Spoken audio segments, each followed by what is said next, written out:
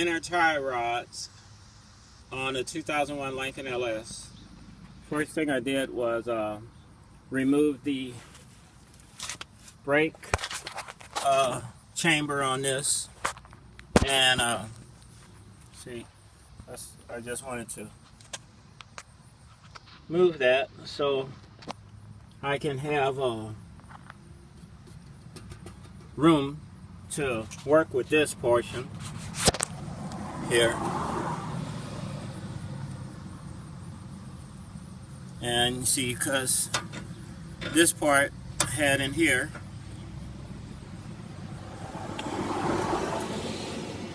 and this part I got off. I had to use I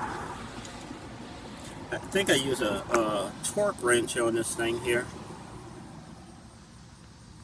Use the torque on this portion to get off, and then I just twist this part off, torqued it to the right. Well, not a torque wrench, I mean a breaker bar to get that off. And just, this is on the passenger side.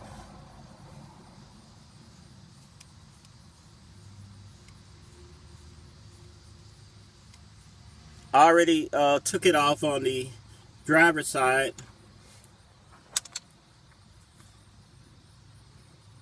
Okay, and that there was a piece on here that goes here. It goes around here, this piece. So I just got a pair of pliers, just took this portion off. Same as on the other side.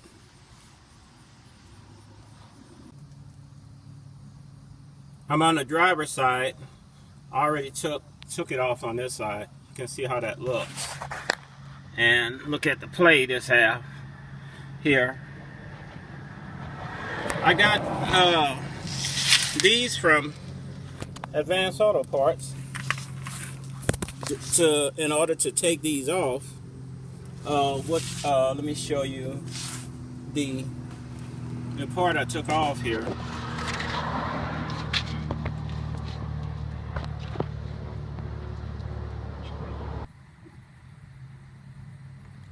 This portion here is the old one.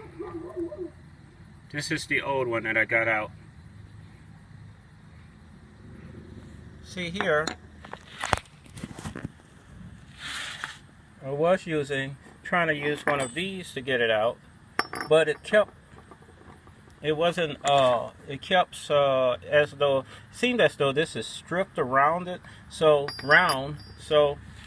it's like these kept coming off of it when I was trying to use these parts that I got from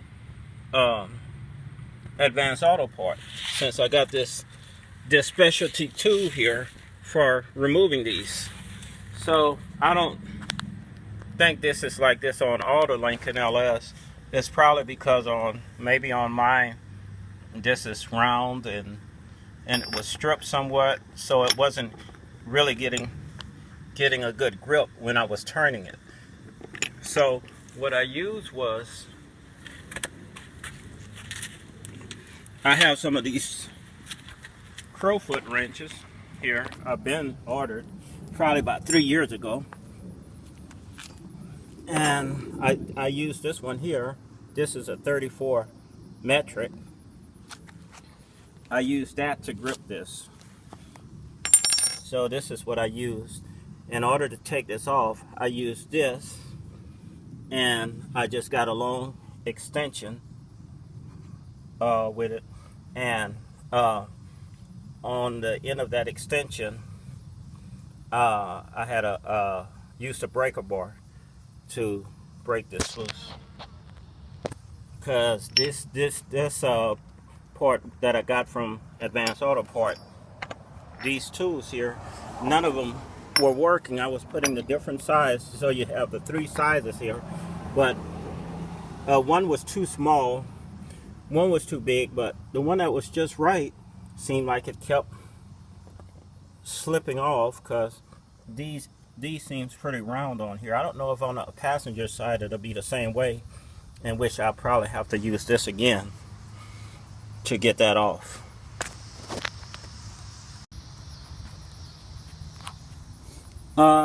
Also, this boot was on here, like on the other side, except on the other side it's longer. On this side also, it was a piece that I had to remove with a pair of pliers that went on this. And then at the end of this, to remove this, I had to put a screwdriver underneath here and like twist this loose. I had to put a screwdriver under there, a flathead, and turn it till this came loose in order to pull this off. What I did was also, before I started pulling this off, I put a flathead under here, and I started putting some WD-40 under here to help me to pull that off.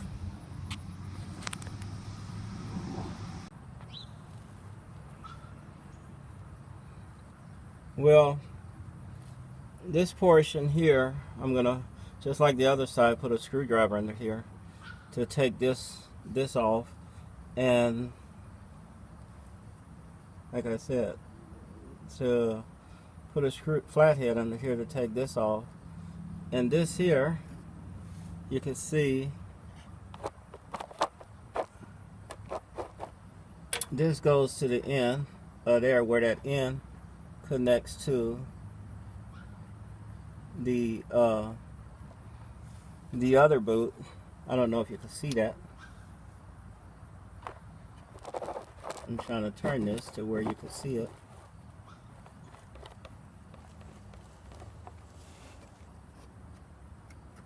See where this hangs.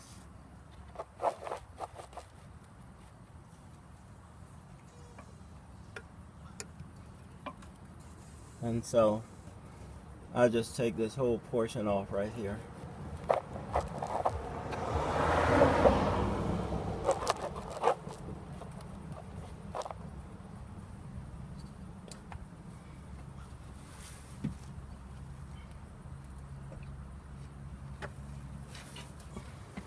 Hope this comes off easy.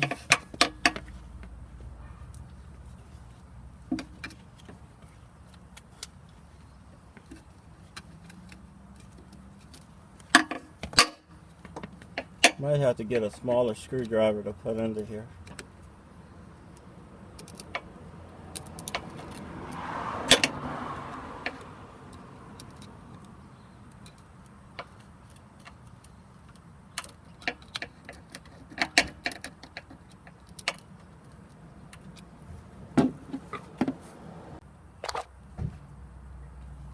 I decided to use one of these little suckers. Try to get underneath here.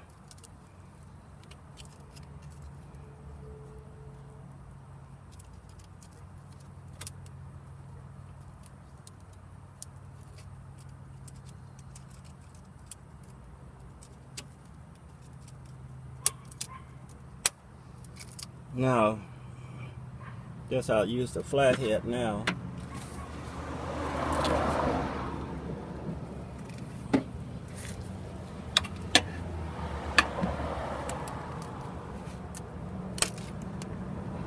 Yep, that loosened it.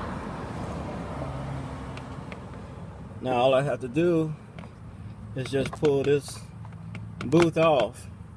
I probably have to get another one, because this thing has a crack in it. Man, I hate that, spending extra money.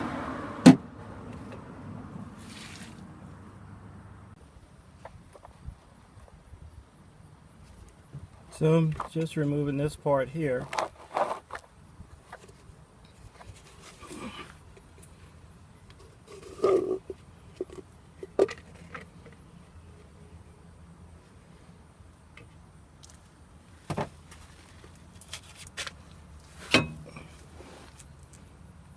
This looks like it'll be easier to come off than the other part.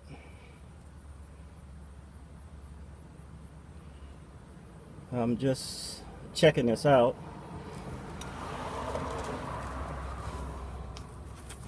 I'll just keep this part laying on the ground just like this, facing this direction, just to make sure that I don't get the ends confused.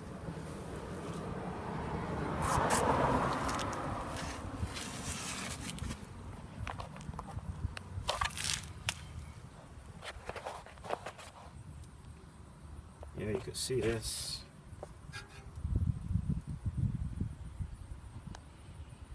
Man, look at that. It's a lot of play, huh? I guess that's what's causing my wheels to act funny, just like on the other side the same way.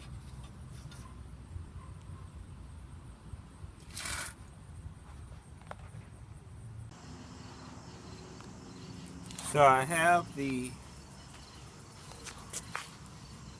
new ones here. This one goes on the driver's side, and this is the little one that goes on the passenger side. No, this one goes on the driver's side, I mean, and this one goes on the passenger side. This is a spacer that you have to that goes with that. I guess it's to make it the same, this thread the same length as this one over here. These are the two old ones, so get rid of those.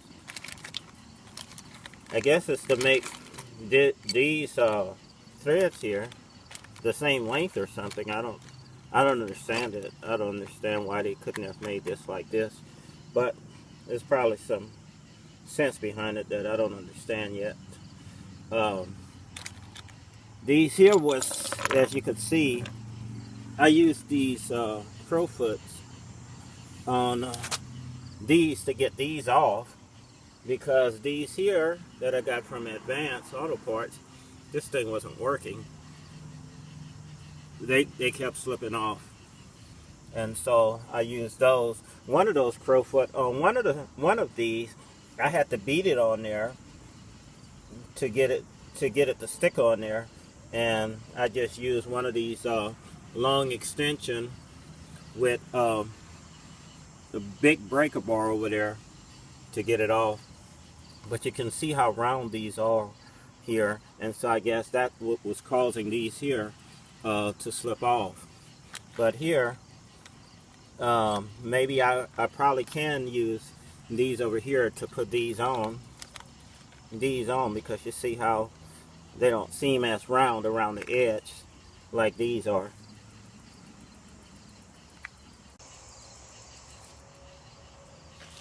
These here, since I took the middle piece off here, I don't think that those metal pieces, once you take them off, are any good anymore. So I got this from AutoZone. So hopefully this isn't too wide to where it can't clamp around here. So hopefully. So it's good to, buy these if you're gonna put these on, because once you peel those clamps off there, I don't think you can use those anymore. So like I said, if you're gonna do this, make sure you get some of these. Then these here, you can screw these tight. Hopefully they'll be able to go on here. Well, it seems like, if you look here, seems like the thing from AutoZone, Advanced Auto Parts, I mean, that kit for putting the tie rods in, seems like that's getting a lot better grip. So I tightened that in there. For this portion here, when you're tightening it to the rack, it calls for 88 foot-pounds when you're tightening it to this. And the part of the other part, the tie rod end, the part that goes to here, calls for 74 foot-pounds. So right here is supposed to be 74 foot-pounds, and this over here is supposed to be 88 foot-pounds. So seems like it'll go on pretty good. Hopefully have no problem with it. Instead of using these, like I said, I just put some ones that you screw in on there, as you can see. Also, there's a little one too here, because some of these things seem, the other ones, man, it was hard to put it in because every time I use a plier to try to squeeze it, the thing kept snapping off. So I just had some little ones like this. I just screwed in. I just bought those. I think I got those from Harbor Freight. As you can see, I have this in now. Now all I'm going to do now is just put the calipers and stuff on here. Then that should do it. I'm going to test drive it, see how it feels.